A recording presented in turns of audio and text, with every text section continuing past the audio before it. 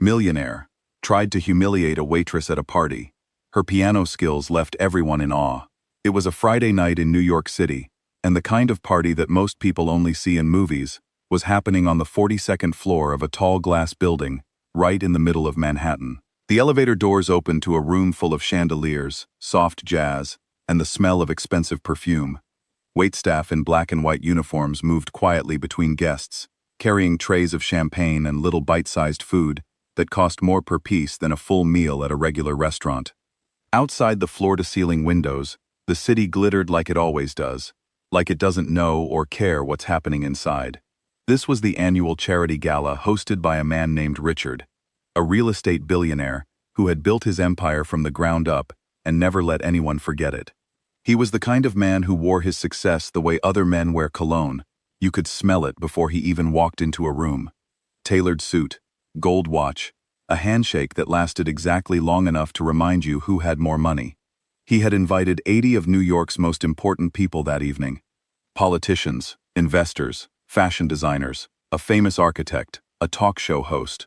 Everyone was someone, and everyone knew it. Among the staff serving the room that night was a young woman named Sophia. She was 28 years old, the daughter of Colombian immigrants, and she had been doing catering shifts on weekends for the past 2 years. During the week, she worked a morning shift at a coffee shop near her apartment in Queens. She shared that apartment with 2 other women and a cat that wasn't technically allowed in the building. To look at her that evening, you would see a waitress. Black uniform, white apron, hair pulled back neatly, a polite, professional smile that she had learned to keep steady no matter what was happening around her. She carried her tray carefully and moved through the crowd with the kind of quiet efficiency that comes from real experience. The kind that doesn't need to announce itself. What you would not see, just by looking at her, was the other version of Sophia, the one who had won a full scholarship to one of the top music conservatories in the country when she was 18, the one who had studied classical piano for 3 years under one of the best teachers in the Northeast, the one who had practiced 6 hours a day and once performed on stage in front of 500 people and received a standing ovation. You wouldn't see any of that, because 2 years before completing her degree, her father had gotten seriously ill. The medical bills piled up fast. Her mother was already working 2 jobs. There was no other option. Sophia left the conservatory, went back home for 6 months to help the family, and then came to New York to earn money. She never stopped playing piano. She had a beat-up upright piano in her bedroom that she played almost every night after her shifts. But the dream of performing professionally had been quietly folded up and placed somewhere in the back of her mind, like a letter she wasn't ready to open yet. The party went on. Sophia served. The guests talked about things she had no part in and paid her no attention, which was exactly how these events usually went. She was used to it. She had learned that in rooms like this one, people in her uniform were simply part of the furniture.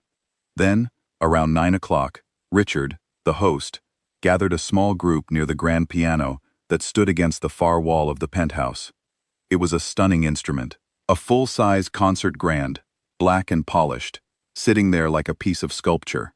It had barely been touched all evening. It was there for the look of it. Richard was in the middle of telling a story. He was always in the middle of telling a story, when Sophia stepped toward the group to offer the tray she was carrying. She smiled and held it out, the way she always did. Richard glanced at her. Then he said, loudly enough for the people around him to hear clearly, "Tell me something. Do you even know what's on that tray, or are you just carrying it?" A few people looked away. Someone let out a small, awkward laugh. Sophia looked at him evenly and said, "Yes, sir. It's a truffle arancini with a Parmesan crisp." She kept her voice calm. She kept her smile steady. Richard didn't look embarrassed. He looked amused. He turned back to his group and said, with a wave of his hand toward the piano behind him, "Beautiful instrument, isn't it? I had it brought in for the evening. Purely decorative, of course.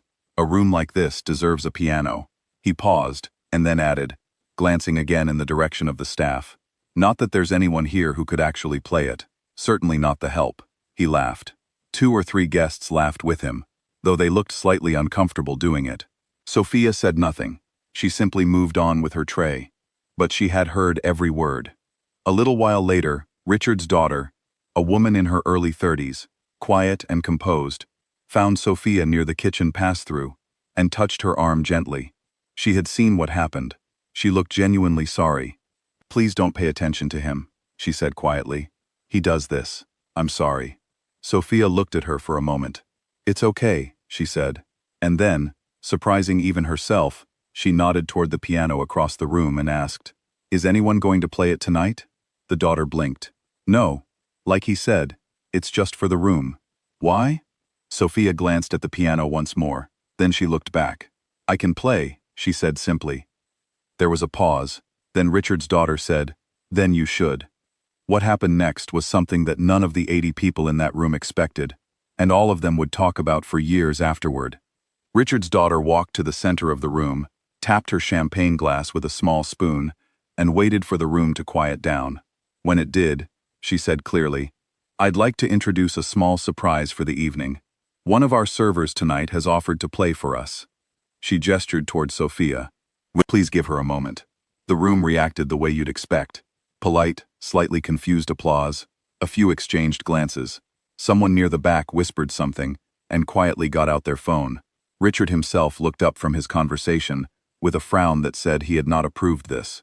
Sophia set down her tray on a side table. She walked across the marble floor in her black uniform and white apron. She sat down on the piano bench, adjusted it the way a person does when they know exactly how they like it, and placed her hands in her lap for one quiet second. Then she began to play. She started with something gentle, the opening of a Beethoven piece that most people in the room would have recognized, even if they couldn't name it. Slow, soft, and almost tender. The room started to settle. Conversations trailed off.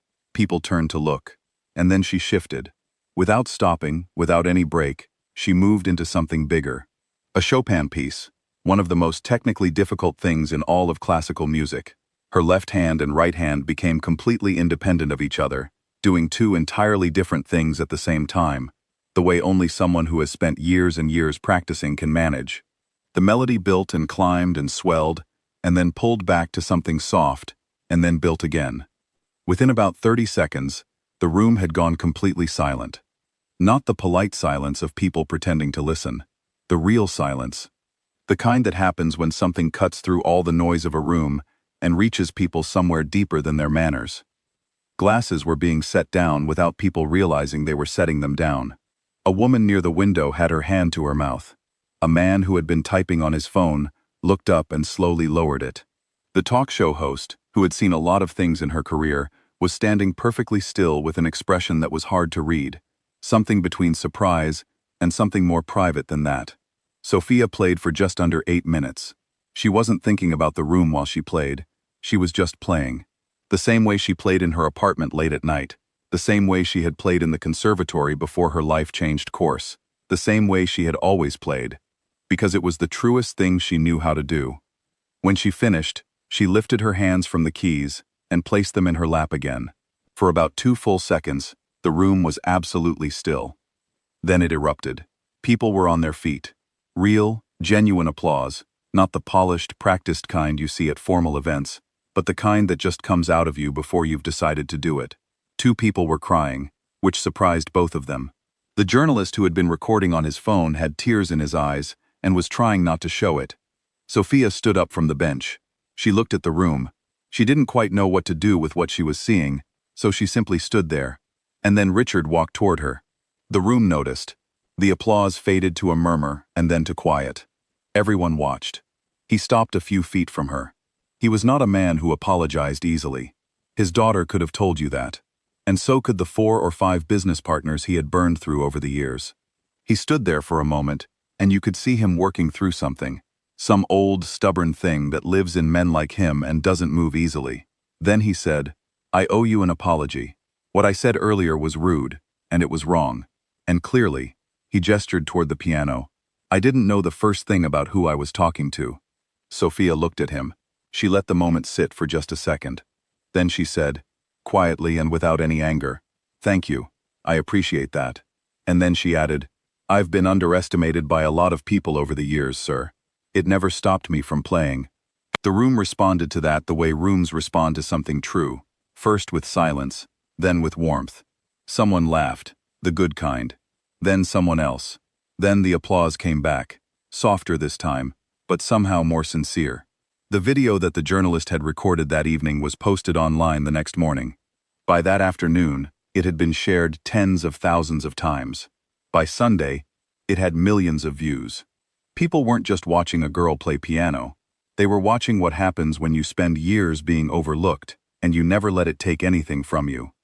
In the comments, people wrote about their own versions of the story. Teachers who had given up careers in music to pay bills. Artists working service jobs. People who carried whole other lives inside them that no one ever asked about. The conservatory where Sophia had once studied reached out within the week. So did several others. Offers came in for her to finish her degree, this time with a full stipend, not just tuition. A small concert organization in the city offered her a paid performance slot for their spring series. She took the scholarship. She finished her degree the following year. And on the night of her first professional solo recital, a real one, in a real concert hall, with programs printed with her name on the front, she walked onto the stage in a simple black outfit. But on the lapel she wore a small pin, something so small most of the audience didn't notice it. It was the pin from her old catering uniform. She had kept it this whole time, not as a reminder of a hard period, but as a reminder that who you are doesn't live in your uniform. It lives in what you carry with you, quietly, even when no one thinks to ask. She sat down at the piano. She adjusted the bench exactly the way she liked it. She placed her hands in her lap for 1 second, and then she played.